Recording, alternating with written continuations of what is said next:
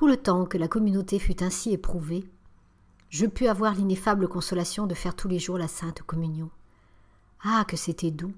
Jésus me gâta longtemps, plus longtemps que ses fidèles épouses, car il permit qu'on me le donnât sans que les autres aient le bonheur de le recevoir.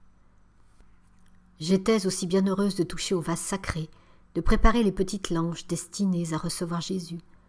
Je sentais qu'il me fallait être bien fervente, et je me rappelais souvent cette parole adressée à un saint diacre. « Soyez saints, vous qui touchez les vases du Seigneur. » Je ne puis pas dire que j'ai souvent reçu des consolations pendant mes actions de grâce. C'est peut-être le moment où j'en ai le moins. Je trouve cela tout naturel, puisque je me suis offerte à Jésus, non comme une personne qui désire recevoir sa visite pour sa propre consolation, mais au contraire pour le plaisir de celui qui se donne à moi. Je me figure mon âme comme un terrain libre, et je prie la Sainte Vierge d'ôter les décombres qui pourraient l'empêcher d'être libre. Ensuite, je la supplie de dresser elle-même une vaste tente digne du ciel, de l'orner de ses propres parures, et puis j'invite tous les saints et les anges à venir faire un magnifique concert. Il me semble, lorsque Jésus descend dans mon cœur, qu'il est content de se trouver si bien reçu, et moi je suis contente aussi. Tout cela n'empêche pas les distractions et le sommeil de venir me visiter, mais au sortir de l'action de grâce, voyant que je l'ai si mal faite, je prends la résolution d'être tout le reste de la journée en action de grâce.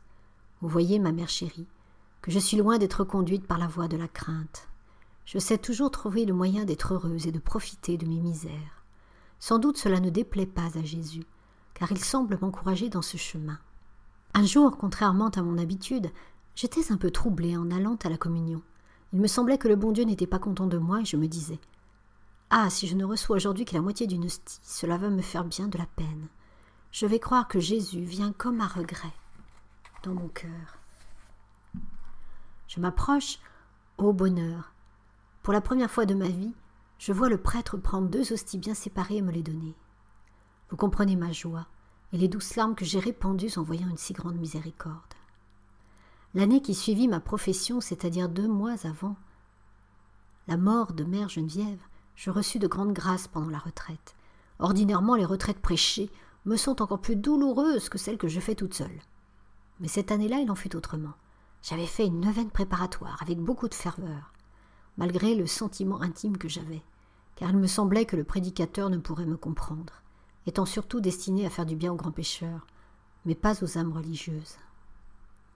Le bon Dieu, voulant me montrer que c'était lui seul le directeur de mon âme, se servit justement de ce père qui ne fut apprécié que de moi.